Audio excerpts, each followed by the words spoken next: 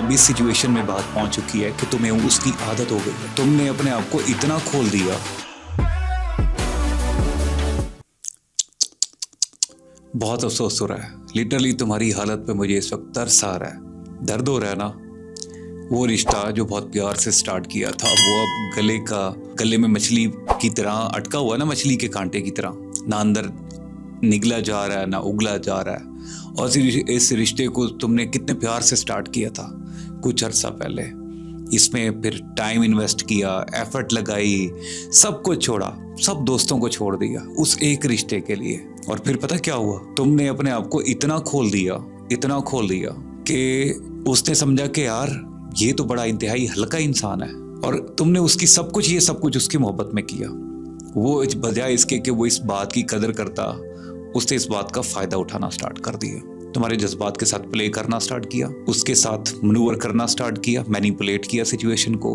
और अब इस सिचुएशन में बात पहुंच चुकी है कि तुम्हें उसकी आदत हो गई है। ये रिश्ता ऑलमोस्ट एंड हो चुका है, लेकिन तुम इस बात को मान नहीं रहे। The relation is over. लेकिन इस सारी गेम में पता क्या हुआ है, तुम्हारी मेंटल हेल्थ स्टेक पे लग चुकी है। तुम्हें रात को एकदम से नींद नहीं आती, सोते सोचते उन चीजों को तुम सोते हो, वो भी थोड़ी देर के लिए सो पाते हो। द पॉइंट इज, इस सारी सिचुएशन में मेरे ख्याल में तुमने गवाया ज्यादा है, हासिल कम किया। और इस सिचुएशन में जब तुम्हें पता है एग्जैक्टली कि ये जो रिश्ता जो बहुत प्यार से स्टार्ट किया था, जिसमें प्यार के अलावा आप सब कुछ है, प्यार नहीं है, सुकून नहीं है, बाकी सब कुछ है, टॉक्सिसिटी है, नेगेटिविटी है, प्रॉब्लम्स हैं, इरिटेशन है, out of the way thoughts हैं जो आपके माइंड में आती हैं, कोई फ्यूचर नजर नहीं आ रहा, बिल्कुल अंधेरा नजर आ रहा है, टॉक्सिसिटी आ चुकी है। और ये वन साइडेड एफर्ट नहीं है, आप कर रहे हो, लेकिन ऑफ कोर्स आप कितनी हद तक करोगे जब तक अगला बंदा नहीं चाहेगा।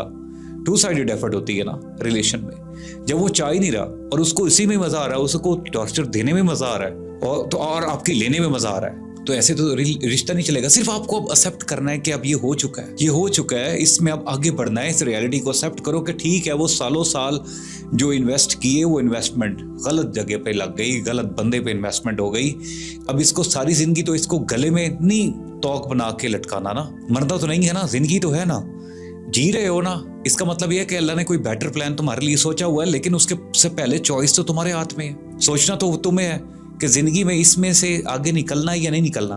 अब तुम्हारे लिए ये प्रॉब्लम आनी हुई है कि तुम इसमें से निकल नहीं पा रहे, आदत इतनी हो गई है, उस रिश्ते को छोड़ नहीं पा रहे, उस रिश्ते में भी हो और टॉर्चर भी बर्दाश्त कर रहे हो, और छोड़ना भी चाह रहे हो लेकिन छोड़ नहीं पा रहे, मुश्किल हो रहा है। I can understand that. रहम वाली बात है, ये बहुत पेनफुल सिचुएशन है।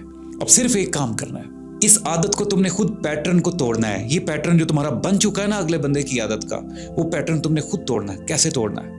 बेबी स्टेप्स में, जहां पे तुम डेली उससे बात करे कि बगैर नहीं रह सकते, वहां पे डेली अगर दिन में 2 बार बात होती है, कोशिश करो 2 को 1 पे लेके आओ।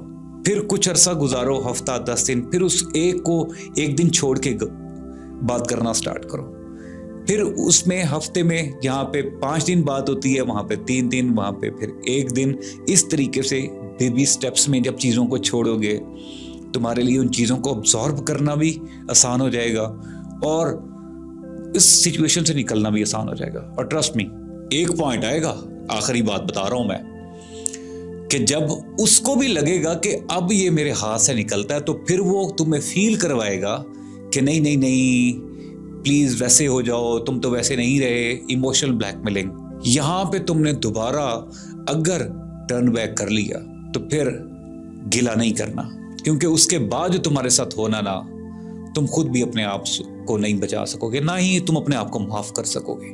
तो इस सारी सिचुएशन में तुम ही जिम्मेदार थे, तुमने ही अपने आप को आउट ऑफ द वे जाके पेश किया, तुम ही भुगत रहे हो।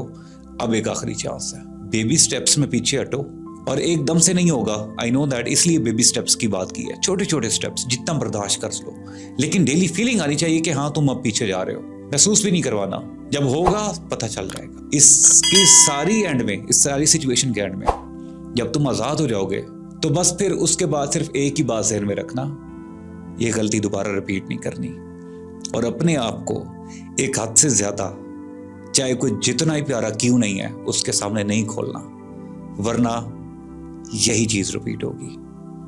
Wake up.